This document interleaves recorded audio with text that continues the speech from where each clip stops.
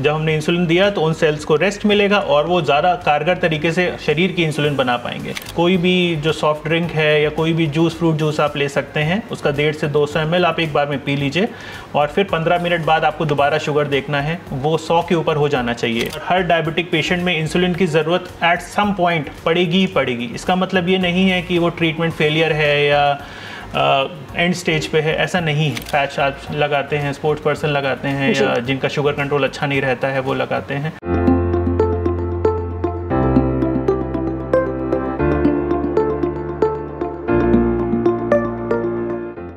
आप मीठे के दीवाने हैं, रसगुल्ले, जलेबी, बर्फी सब दिल से लगते हैं। फिर एक दिन रिपोर्ट आई डायबिटीज। अब क्या, मिठाई बंद, त्योहार फीके और मन उदास, और ऊपर से लोग बोले ज्यादा खा लिया होगा। फिर सोचना शुरू, क्या मैं ही जिम्मेदार हूँ, और सोच सोच कर बीपी हाई कर लिया। भाई पहले तो रिलैक्स करिए, डायबिटीज सिर्फ मिठाई से नहीं होती, लाइफस्टाइल, जेनेटिक्स, स्ट्रेस सबका रोल होता है।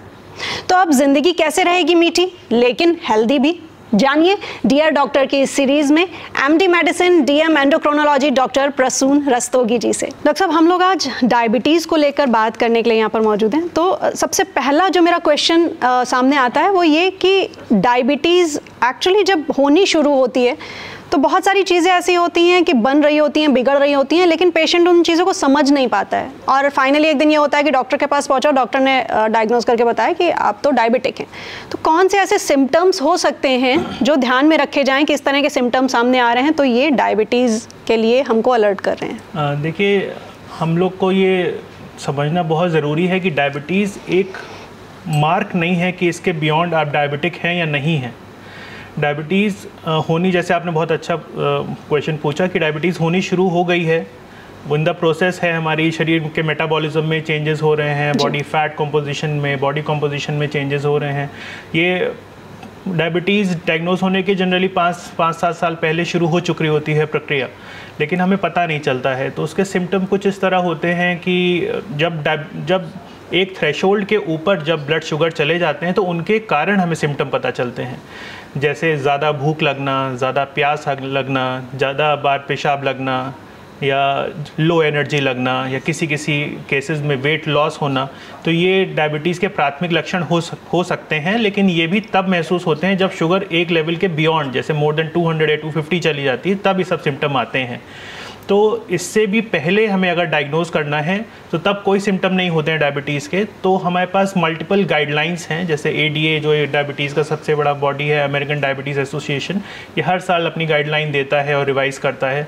तो ये बताता है हमें कि किन इंडिविजुअल्स को डायबिटीज़ की स्क्रीनिंग शुरू कर देनी चाहिए, इवन विदाउट सिम्टम्स ऑल्सो। तो ये हमें बताता है कि जैसे इंडियन एथनिक बैकग्राउंड में हमें शुरू कर देना चाहिए जब उम्र 35 साल से ऊपर होती है, तो हर साल हमें एक बार डायबिटीज़ का चेकअप करना ही चाहिए, हर किसी को। या कुछ ऐसे केसेस जिनमें फर्स्ट डिग्री रिलेटिव अगर डायबिटीज़ हैं और उनका वज़न, जैसे BMI एक टर्मिनोलॉजी होती है, आज का मोस्ट ऑफ द यंगस्टर्स या सब मैक्सिमम पॉपुलेशन समझती है। BMI होता है किलोग्राम अपॉन हाइट का स्क्वायर इन मीटर्स, ठीक है। तो ये जब मापक 23 के ऊपर चला जाए तो हम ओवरवेट की कैटेगरी में आ जाते हैं, अगर हम एशियन या इंडियन हैं तो। तो अगर हमारा वेट इतना है और या तो हमारा फर्स्ट डिग्री रिलेटिव डायबिटिक है या प्रेगनेंसी में कभी डायग्नोज हुआ है डायबिटीज, जिसे हम GDM कहते हैं, या कम उम्र में हाइपरटेंशन या हार्ट डिजीज़ हो गया है तो उनमें डायबिटीज़ चेकअप हो जाना चाहिए, है ना। या कुछ ऐसी ड्रग्स ले रहे हैं जैसे स्टेरॉइड, कोविड टाइम्स में काफ़ी लोगों ने लिया। तो ऐसे कुछ इंडिकेशंस हैं जब डायबिटीज़ की टेस्टिंग फ्रीक्वेंटली हो जानी चाहिए, इवन विदाउट टेस्टिंग ऑल्सो। तो हमें डायबिटीज़ को जल्दी पकड़ने में और उसका इलाज जल्दी से जल्दी शुरू करने में और उससे होने वाले कॉम्प्लिकेशन होने में सहायता लगेगी कि कम से कम कॉम्प्लिकेशन में हम उसको डायग्नोज और ट्रीट कर सकें। क्योंकि कॉम्प्लिकेशंस भी डायबिटीज़ के जब आते हैं, जैसे जो मेन कॉम्प्लिकेशंस हैं वो है हार्ट डिजीज़, हार्ट पे असर, किडनी पे असर, लिवर पे असर, नसों पे असर, नर्व्स पे असर, है ना। तो ये तब आते हैं जब डायबिटीज़ का ड्यूरेशन बढ़ जाता है और हम उसको स्क्रीन नहीं कर पाते, है ना। और ये हम रिवर्सिबल कर सकते हैं when it is not beyond a point, लेकिन जब उस पॉइंट के बियॉन्ड चला जाता है तब हम वो भी नहीं कर सकते।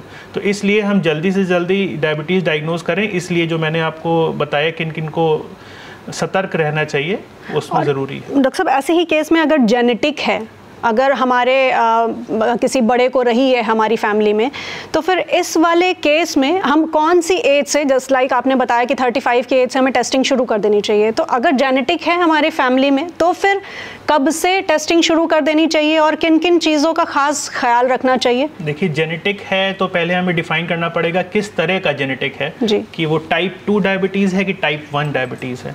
जनरली जो नॉर्मल पॉपुलेशन में आप जो देखते हैं कि ज़्यादा वजन की वजह से या ज़्यादा उम्र में डायबिटीज़ होना, उसको टाइप 2 डायबिटीज़ होता है, लेकिन अब भी इसके कई सब टाइप्स भी हो रहे हैं। और टाइप 1 डायबिटीज़ होता है, ये किसी भी उम्र में हो सकता है, जनरली कम उम्र में होता है, ये इंसुलिन का ना बन पाना होता है। तो पहले हमें जानना पड़ेगा कि कौन सा जेनेटिक है, टाइप 1 है टाइप 2, उसकी इनहेरिटेबिलिटी अलग अलग होती है। अगर सपोज मैक्सिमम जैसे हम माने कि 90 to 95% टाइप 2 होती है, इसको हम लेके अगर आंसर करें तो ये है कि जैसे मैंने पहले बताया कि BMI अगर 23 से ज़्यादा है, ओवरवेट है, तो उनमें जल्दी हमें स्क्रीनिंग शुरू करनी होती है। कौन सी एज से?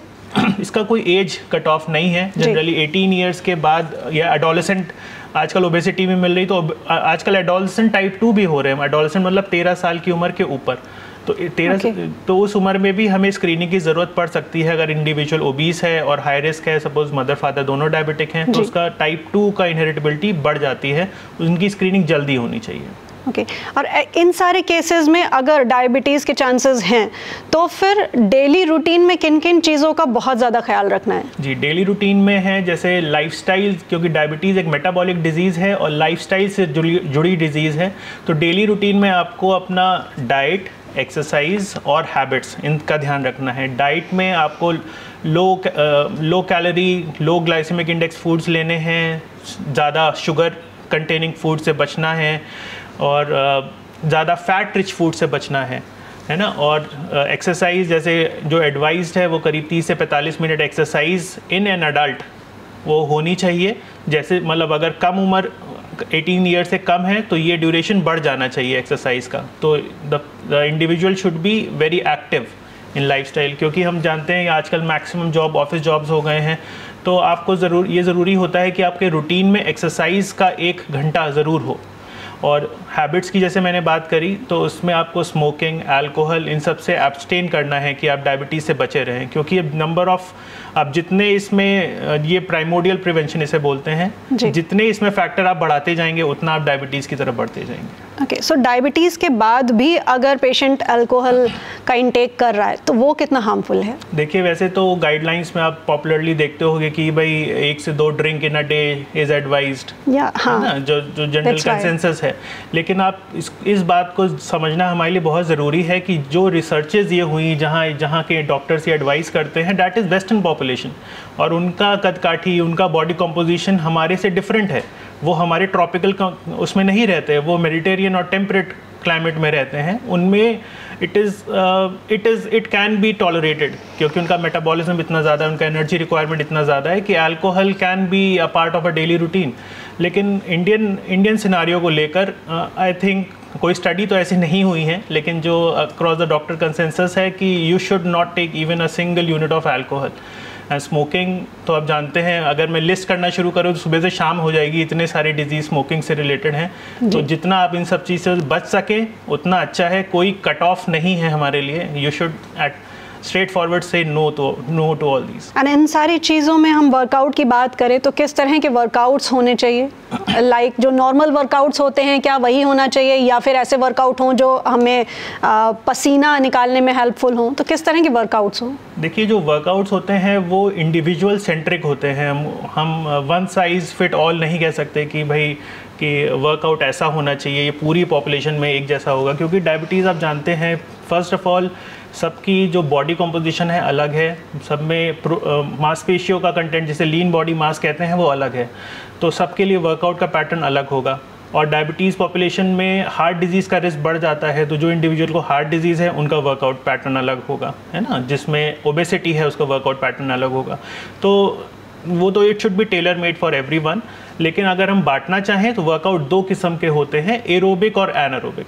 एरोबिक, जिसको आप जनरली कार्डियो एक्सरसाइजेस के नाम से जानते हैं, जिसमें वर्कआउट होता है, जिसमें बॉडी का एनर्जी ज़्यादा कंजम्पशन होता है, और एनारोबिक एक्सरसाइजेस में दूसरा पार्ट होता है वर्कआउट का, ये स्ट्रेंथ ट्रेनिंग या मसल बिल्डिंग के लिए एक्सरसाइजेस होती हैं। तो इनका बैलेंस होना चाहिए आपके वर्कआउट में। डॉक्टर साहब, जब अभी जैसा आपने बताया कि हार्ट डिजीज़ होने के भी चांसेस इसमें ज़्यादा होते हैं आफ्टर डायबिटीज़, तो डायबिटीज़ के बाद हार्ट डिजीज़ किन चीज़ों पर डिपेंड करता है कि क्या क्या किन किन तरह की लापरवाहियां हम कर रहे हैं तो हार्ट डिजीज़ हो सकती है, या फिर ये बिल्कुल तय है कि अगर आपको डायबिटीज़ है तो हार्ट डिजीज़ होनी ही होनी है?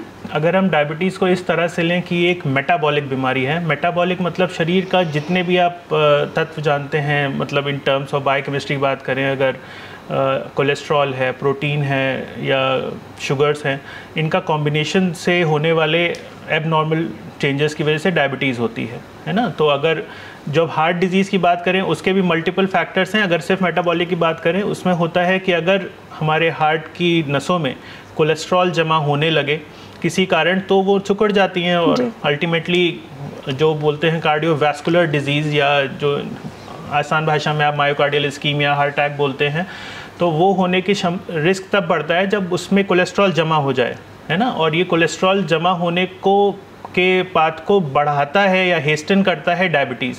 अगर शुगर्स डी रेंज रहेंगे तो कोलेस्ट्रॉल जमने की वजह ज़्यादा रहेगी और हार्ट अटैक का रिस्क बढ़ जाएगा। डॉक्टर साहब कहते हैं कि डायबिटीज़ अगर एक बार हो गई तो बहुत ज़्यादा सुस्ती, आलस ये सब आता है, तो कई बार पेशेंट्स होते हैं कि अरे बहुत सुस्ती लग रही है तो उनको आराम करना है, नहीं आप रेस्ट करिए। तो इस केस में रेस्ट करना ज़्यादा ज़रूरी है या फिर खुद को एक्टिव रखना बहुत ज़्यादा ज़रूरी है? देखिए, सुस्ती किस कारण है डायबिटीज़ के मरीज़ की, ये भी जाँच करना ज़रूरी है, क्योंकि कभी कभार जैसे डायबिटीज़ का एक कारण होता है ओबेसिटी या मोटापा या वज़न का ज़्यादा होना। तो जब ज़्यादा वज़न होता है तो उसकी वजह से कई बीमारियां होती हैं। एक होता है कि जैसे आपने देखा होगा कि ज़्यादा वज़न वाले लोगों को खर्राटे ज़्यादा आते हैं जी। वो एक बीमारी का पार्ट है जिसको बोलते हैं ऑब्स्ट्रक्टिव स्लीप एपनिया, जिसमें क्या होता है कि हमारे जो मांसपेशियां होती हैं जिससे हम सांस लेते हैं, उसमें मस्कुलेचर में प्रॉब्लम आने लगती है, जिससे वो सिकुड़ने लगती है, जिससे खर्राटे आते हैं। तो अगर ऐसा होगा तो उसको पूरे दिन सुस्ती रहेगी, पूरे दिन नींद आती रहेगी, रात में नींद पूरी नहीं होती है ना। तो ये एक साइकिल होती है जो डायबिटीज़ और वेट गेन से होती है। तो ये सुस्ती का ये कारण हो सकता है। सुस्ती का और कारण हो सकते हैं कि जैसे डायबिटीज़ वाले मरीज़ में अनीमिया हो सकता है या खून की कमी जिसे बोलते हैं, वो किडनी डिजीज़ में हो सकता है, वो भी एक सुस्ती का कारण हो सकता है। डॉक्टर साहब, इस बीच में डायबिटीज़ अगर है तो डेली किस तरह से टेस्टिंग करनी चाहिए, कौन सी टेस्टिंग करनी चाहिए सो दैट कि हमको मालूम पड़ता रहे कि हमारा ब्लड शुगर लेवल क्या है, एंड इसके साथ में शुगर लेवल कितना होना चाहिए डेली रूटीन में? जी, फर्स्ट पार्ट को पहले देखते हैं कि कितना फ्रीक्वेंटली चेक करना चाहिए और कौन से टेस्ट करने चाहिए। देखिए, ये मैं आपको बोलूँगा कि जो आपके डॉक्टर एडवाइस करें जितनी फ्रीक्वेंसी में उतना ही ज़रूरी है, लेकिन ये डिपेंड करता है आपका शुगर लेवल कंट्रोल कैसा है। अगर आपका शुगर बहुत अच्छा कंट्रोल है, HbA1c आपका 6.5 से कम रहता है, तो आपको साल में 2 बार HbA1c is also good enough test, आपको वो लेवल बताने के लिए आपका कंट्रोल अच्छा चल रहा है। और जो आप खुद ब्लड टेस्ट करना चाहें, ग्लूकोमीटर से कर रहे हैं या किसी लैब से करा रहे हैं, वो भी डिपेंड करता है आपका शुगर लेवल कितना नियमित रूप से कंट्रोल रहता है। अगर अच्छा कंट्रोल है तो आप महीने में 1 बार करा सकते हैं, ख़राब कंट्रोल है तो दिन में भी 4 बार करना पड़ सकता है। तो ये फ्रीक्वेंसी डिसाइड होती है कि आप कंट्रोल कैसा रख रहे हैं। और आपने दूसरी बार पूछा कि कितना रहना चाहिए ब्लड शुगर, तो जैसे अगर डायबिटिक पेशेंट है तो उनका फास्टिंग रहना चाहिए 80 से 130 के बीच में, और जो पोस्ट प्रैंडियल या नाश्ते या खाने के बाद बोलते हैं वो 180 से कम रहना चाहिए। तो अगर ये लेवल्स आप अचीव कर पाते हैं तब आपका HbA1c 6.5 से कम रहता है।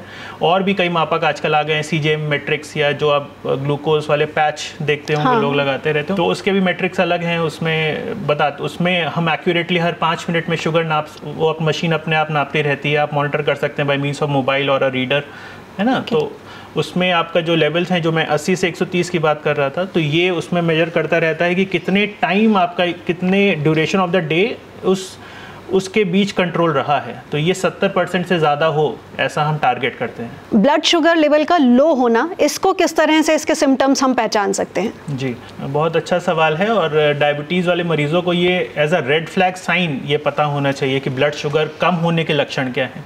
इसमें सबसे प्राथमिक साइन होता है इसका भूख ज़्यादा लगना। अगर आपको खाना खाने के बाद, दवाई खाने के बाद भूख लग रही है, एकाएक बहुत भूख तेज़ी से लग रही है, वो एक प्राथमिक साइन है। या ऐसा लग सकता है आपको घबराहट, बेचैनी, पसीना, खुद की धड़कन खुद को पता चलना, चक्कर आना, आंखों के सामने अंधेरा आना, तो ये सब शुगर कम होने के लक्षण होते हैं। ठीक, अधिक पसीना निकलना, आप एसी में बैठे हो, शुगर तब भी आपको पसीना पसीना हो, तो वो एक कारण हो सकता है कि वो शुगर कम होने के कारण हो सकता है।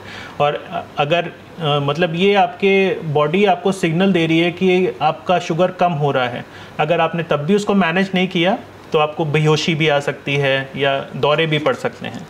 तो ये बेसिकली ये वार्निंग साइंस हैं आपकी बॉडी के। ओके, और इसको मैनेज करने के लिए क्या करना चाहिए डॉक्टर साहब? इसको मैनेज करने के लिए जो डॉक्टर्स बोलते हैं 2 तरीके हैं।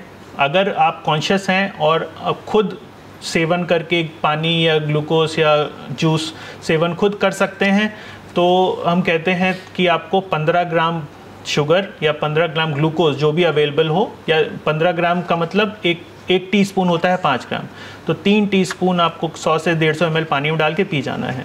तो ये इसका इलाज है। या अगर सपोज़ कोई मार्केट प्लेस में है और ये अवेलेबिलिटी हमारे पास नहीं है कि हम ग्लास ढूंढें, पानी ढूंढें और शक्कर ढूंढें, तो बेस्ट है कि एक कोई भी जो सॉफ्ट ड्रिंक है या कोई भी जूस, फ्रूट जूस आप ले सकते हैं, उसका 150 से 200 ml आप एक बार में पी लीजिए, और फिर 15 मिनट बाद आपको दोबारा शुगर देखना है, वो 100 के ऊपर हो जाना चाहिए 15 से 20 मिनट में।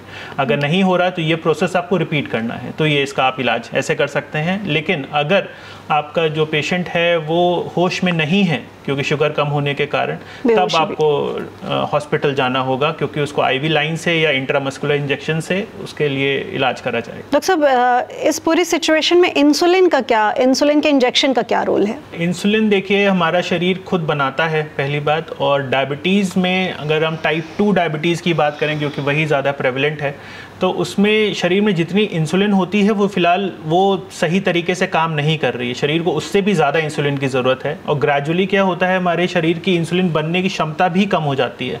तो यहाँ रोल आता है इंसुलिन का। ठीक है, कि हमारी बॉडी को जो आप ग्लूकोज ले रहे हैं उसको हमारे तंत्रिकाओं या सेल्स में लाने के लिए इंसुलिन की ज़रूरत पड़ती है, तभी उसे यूटिलाइज़ कर पाएगी वो बॉडी हमारी ग्लूकोज को। तो जब हमारे पास इंसुलिन शरीर नहीं बना रहा है तो हम बाहर से देनी पड़ती है। तो ये काफ़ी हद तक ज़रूरी हो जाती है। और एक बहुत स्टिग्मा है लोगों का कि इंसुलिन बुरी चीज़ है, या इंसुलिन लगा रहे हैं तो आप एंड स्टेज डिजीज़ में हैं। ऐसा नहीं है। हर शरीर की इंसुलिन बनाने की क्षमता अलग होती है, और हर डायबिटिक पेशेंट में इंसुलिन की ज़रूरत एट सम पॉइंट पड़ेगी ही पड़ेगी। इसका मतलब ये नहीं है कि वो ट्रीटमेंट फेलियर है या एंड स्टेज पे है, ऐसा नहीं है।